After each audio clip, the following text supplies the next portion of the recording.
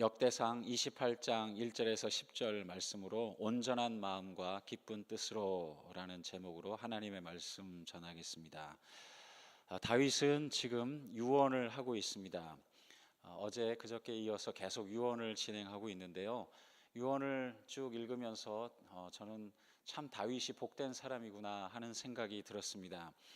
하나님께서 평생을 잘 인도해 주셔서 이렇게 믿음의 유언을 남기고 있고요. 또 지금 오늘 1절에 읽으신 대로 모든 고관들, 각 지파의 어른, 왕을 섬기는 반장들, 천부장, 백부장, 또 왕과 왕자의 모든 소유와 가축의 감독과 내시와 장사와 모든 용사를 예루살렘으로 소집하고 이 모든 사람들 앞에서 2절에 보면 나의 형제들아 이렇게 유언을 하고 있으니까 이것이 얼마나 참 감사하고 복된 일인가 하는 생각이 들었습니다. 다윗 바로 앞에 있는 사울 왕도 또 다윗을 이어서 지금 유언을 듣고 있는 솔로몬도 만년에 하나님을 떠난 사람들입니다. 아니면 적어도 하나님의 뜻을 떠난 행동을 많이 한 사람이죠. 사울은 뭐 말할 것도 없고요. 솔로몬 역시 참 처음에는 출발은 좋았지만 만년에는 하나님의 뜻을 거스리는 행동을 했던 왕입니다. 평생의 믿음의 길을 쭉 걸어가고 이렇게 마지막에 참 신앙 안에서 믿음의 사람들 앞에서 유언을 할 수 있는 것은 하나님께서 우리에게 주신 큰 복 가운데 하나이라 믿습니다. 우리 모두 다 그런 소망이 있습니다. 특별히 자녀들을 향해서 하나님 이 자녀들이 참 믿음의 길을 계속해서 잘 이어가면 좋겠습니다.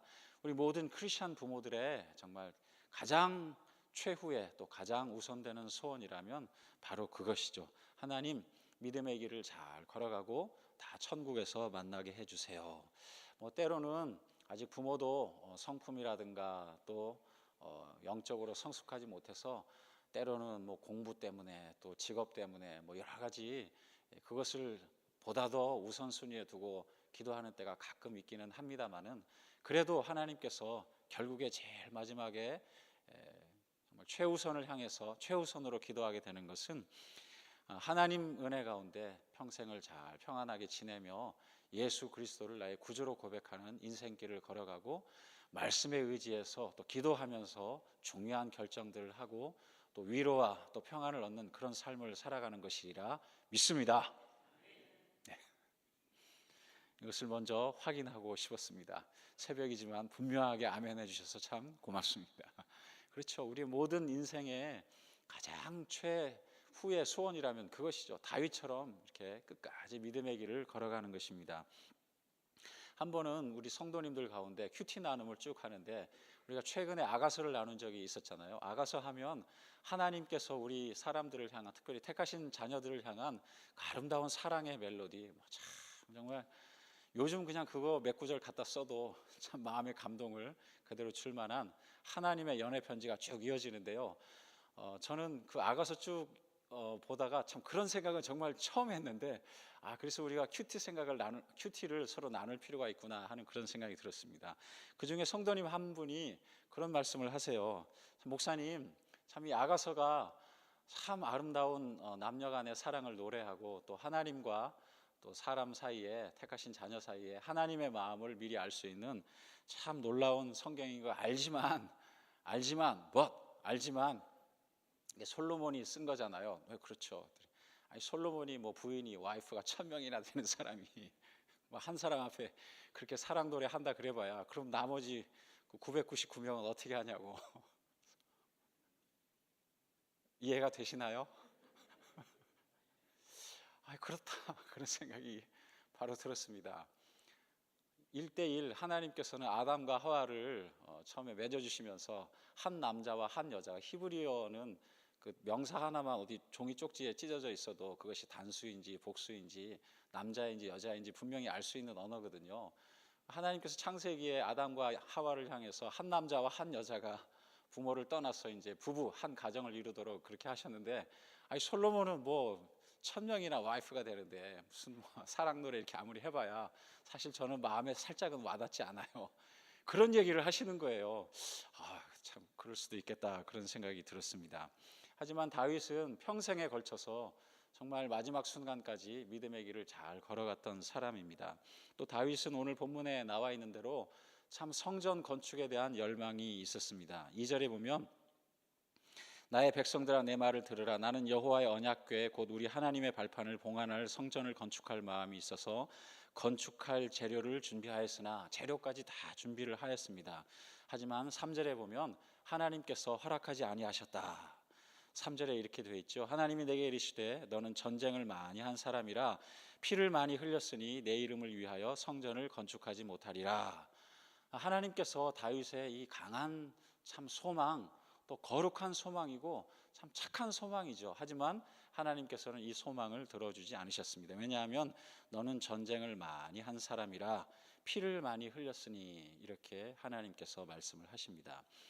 하지만 하나님께서 또 다윗의 이 참 좋은 소망을 들어주셔서 솔로몬을 택하셔서 성전을 건축하게 하십니다. 6절에 보면 내게 이르시기를 내 아들 솔로몬 그가 내 성전을 건축하고 내 여러 뜰을 만들리니 이는 내가 그를 택하여 내 아들로 삼고 나는 그의 아버지가 될 것임이라. 사실 솔로몬만 해도 참 그 어머니 밧세바, 우리가 그 행실을 어떻게 다윗과 결혼하게 됐는지를 다 알고 있잖아요. 근데 하나님께서는 또 은혜로 솔로몬을 선택하셔서 솔로몬으로 하여금 성전을 짓도록 하십니다.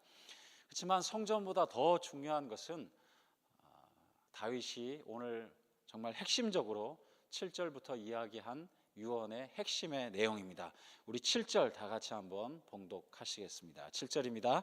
그가 만일 나의 계명과 법도를 힘써 준행하기를 오늘과 같이 하면 내가 그의 나라를 영원히 견고하게 하리라 하셨느니라. 참 중요한 것이 무엇인가요? 사실 하나님 자체에 보면, 하나님의 속성에 보면 성전을 건축할 큰 이유가 없으신 분이십니다.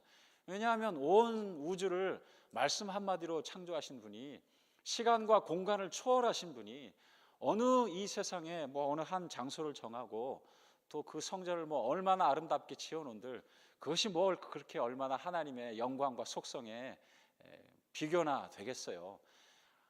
우리 모두 하나님의 백성을 위한, 우리 모두를 위한 오히려 하나님의 은혜이시죠. 내가 어느 한 곳을 지정해서 그곳에 성전을 세우고 성소와 지성소를 구별하고 그 가운데 특별히 법궤 그 위에 시은소를 정하고 그리를 향해서 고개를 들고 기도를 하면 내가 그 기도를 들어주겠다, 이렇게 하나님께서 약속하신 그 자체가 은혜이죠. 성전 그 자체는 우리를 위한 것입니다. 하나님을 위한 것이라고 결코 볼 수가 없습니다. 그렇다면 더 중요한 것은 무엇일까요? 여기에 나와 있는 이 핵심적인 계명입니다. 만일 나의 계명과 법도를 힘써 준행하기를, 계명과 법도, 하나님의 말씀을 온전하게 순종하면, 8절에도 또 말씀을 하십니다. 같은 내용을 동일하게 말씀하시는데요. 너희 하나님 여호와의 모든 계명을 구하여 지키기로 하라. 동일한 내용이, 동일한 유언의 핵심의 내용이 계속 이어집니다. 9절에도 보면 또 동일한 말씀이 있죠. 온전한 마음과 기쁜 뜻으로 내 아버지의 하나님을 알고, 여기 안다라는 단어는 우리가 잘 알고 있는, 정말 체험적으로 안다, 경험적으로 안다. 다윗은 평생에 하나님의 뜻을 따라가며 순종하면서 정말 사망의 음침한 골짜기에서도 지팡이와, 하나님의 지팡이와 막대기로 지켜주시는 그 삶을 체험한 사람입니다. 주의 원수의 목전에서도 하나님께서 상을 베풀어 주시고, 거기에 있는 상은 밥상이죠. 하나님께서 참 그 간급한 위급한 순간에서도 먹을 것을 주시고 또 기름으로 내 머리에 바르셨다. 그래서 우리를 단장시켜 주시는 거예요. 단장. 아름답게 고귀하게 크리스찬으로서 기쁨이 흘러넘치게 해주셔서 아무리 어려운 순간에서도 먹고 살 것이 있게 해주시고, 또 사람을 만나서 이렇게 얘기할 수 있을 정도로 참 멋있게 고귀하게 우리를 만들어 가시는 거예요. 다윗이 그런 경험들을 쭉 했던 것이거든요. 체험적으로 하나님을 알고 있습니다. 그래서 시편 23편 6절 마지막에 보면 이 하나님의 선하심과 인자하심이 나의 평생에 나를 따를 것이구나 하는 이런 고백을 다윗이 하고 있는 것이죠. 그 하나님을 솔로몬도 알아가라는, 체험적으로 알아가라는 명령을, 유언을 하고 있는 것입니다. 너는 내 아버지의 하나님을 알고 온전한 마음과 기쁜 뜻으로 섬길지어다. 여기 온전한 마음과 기쁜 뜻, 거기에도 보면 마음이 나오고요. 그 바로 뒤에 보면 여호와께서는 모든 마음을 감찰하사 모든 의도를 아시나니, 거기에도 보면 마음이 또 동일하게 나오죠. 우리가 온전하게 하나님을 섬기는 온전한 마음, 나의 모든 지정이, 말하자면 지적인 부분, 이해력, 지식, 체험, 감정적인 부분, 의지적인 부분, 또 나의 구원관, 세계관, 가치관, 그 core belief, 가장 소중한 그 마음, 그 온전한 마음으로 하나님께 드리면 하나님께서도 동일하게 그 우리의 마음을, 모든 부분을 다 감찰하시겠다. 마음과 마음이 맞닿아 있는 말씀입니다. 하나님께서는 우리가 온전한 마음으로 섬기는 것을 감찰하신다. 그것을 이해하시고 또 인지해 주시고 분별해 주시고, 그런 뜻이 여기에 나와 있습니다. 그 하나님의 마음을 알고 하나님을 온전한 마음으로 순종하라는 것입니다. 힘써 준행하라, 모든 계명을 구하여 지키기로 하라. 7절 8절에 그렇게 되어 있죠. 또 오늘 9절에 보면 온전한 마음과 기쁜 뜻으로 섬길지어다, 동일한 유언의 내용을 다윗은 다른 단어를 사용해서 강조를 하면서 계속 이야기를 합니다. 그것이 그만큼 중요한 것이죠. 다윗이 마지막에 딱 한마디 유언이라고 한다면 무엇일까요? 하나님의 말씀을 잘 따라서 살아가라는 그것입니다. 우리도 그런 마음으로 이 새벽 제단에 나와 있는 줄로 믿습니다. 정말 중요한 결정을 할 때, 또 힘들고 어렵고 고통당할 때, 또 기쁘고 행복할 때, 참 그 모든 마음들을 들고 하나님께 나와서 기도하고 말씀 안에서 결정하는 그와 같은 신앙생활을 하는 것이 우리 모든 크리스천의 마음이고, 또 내 주변에게 그런 복을 전하며 특별히 내 자녀들에게도 그와 같은 은혜가 계속 임했으면 좋겠다, 그런 마음이 우리에게 있는 것이죠. 하나님께서는 실상 언제나 어디서나 우리와 함께 하고 계십니다. 그것을 우리가 하나님의 임재라고 부르죠. 임재, 편재, 하나님께서 우리와 언제 함께 하시는 거죠. 그런데 중요한 것은 우리가 하나님을 알려고 하지 않아요. 우리가 하나님을 찾으려고 하지 않습니다. 우리가 하나님의 말씀을 읽지 않습니다. 우리가 기도를 하지 않기 때문에 그 하나님의 임재가 우리에게 실제적으로 효과가 있지를 않는 것이죠. 다윗이 그 얘기를 하는 것입니다. 하나님은 언제나 그 자리에 계시니 그 하나님을 애써서 알도록 노력하고 힘써서 온 마음을 다해서 하나님을 찾으라는 말씀입니다. 제가 미국에 처음에 와서 2000년 8월에 이제 유학생으로 왔는데요. 와서 텔레비전을 하나 샀습니다. 21인치짜리 지금도 기억을 하는데, 그때는 평면 TV가 있을 때가 아니라 그냥 뚱뚱한 박스 TV. 월마트 가서 하나 샀습니다. 사가지고 케이블에 연결하니까 텔레비전이 바로 나오더라고요. 영어 공부도 하고 저 또 텔레비전 저는 너무 좋아하거든요.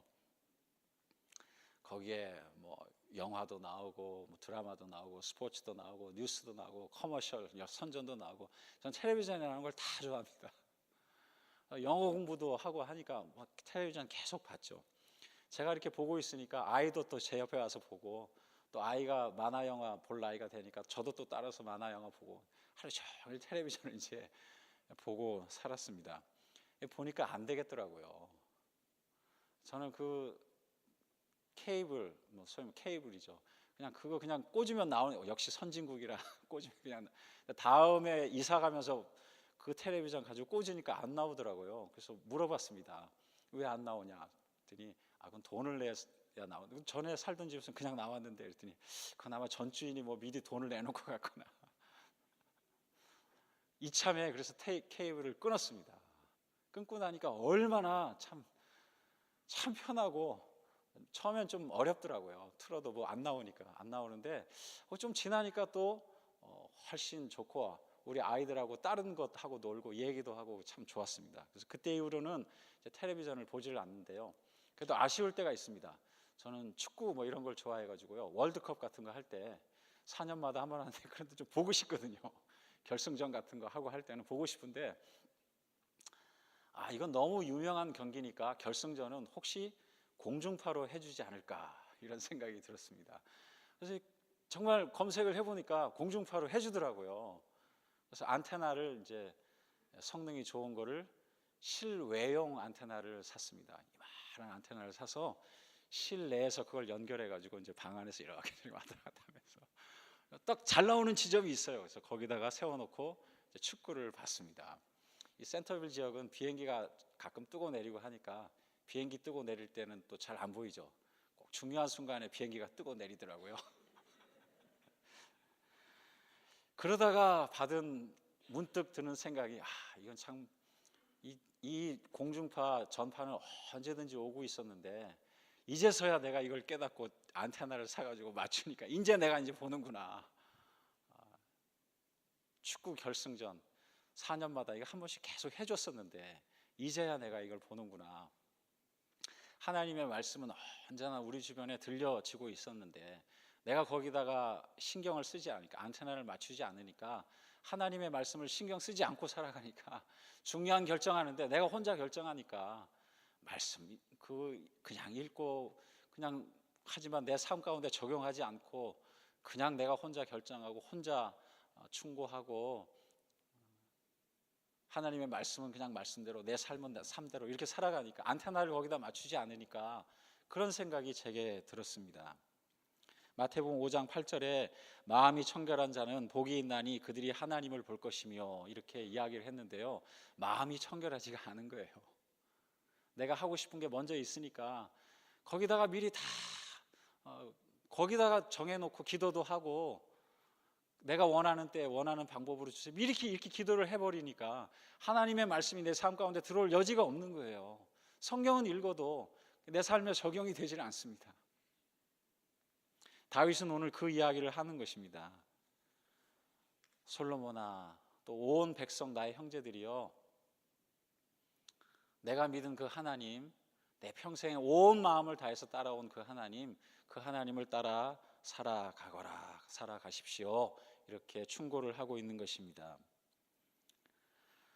오늘 시간에 그렇게 한번 우리 모두 다 다시 한번 말씀의 근거에서 확인을 드리고 싶습니다. 여러분, 정말 주의 말씀이 내 발의 등이요 내 길의 빛이십니까?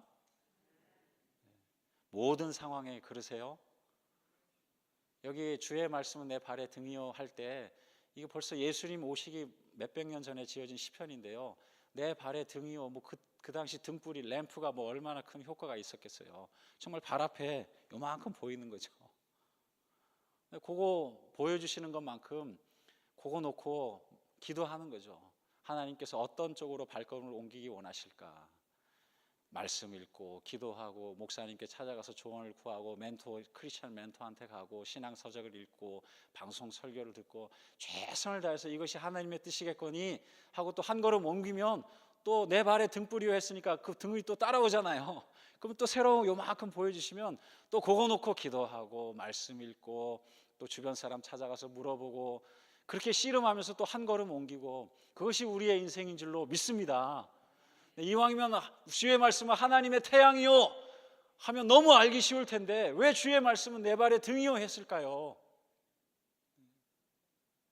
그렇지만 또 매일마다 그렇게 한 걸음 한 걸음 아슬아슬하게만 걸어가기는 아닌 것 같아요. 내 길에 빛이니이다 했으니까 저기 앞에 주님이 계신 거예요. 빛 대신 주님이 계시니까 방향만 글로 잡으면 되는 줄로 믿습니다. 또 우리가 1년 2년 그렇게 하루하루 지나다 보면 뒤를 돌아보면 이것이 주님께서 원하시는 길이었구나 하는 그런 생각이 다 드시잖아요. 그렇지요? 그것이 우리의 인생길입니다. 그런 마음으로 오늘 오셨는 줄로 믿습니다. 우리 이 시간에 한번 다 같이 기도하겠습니다.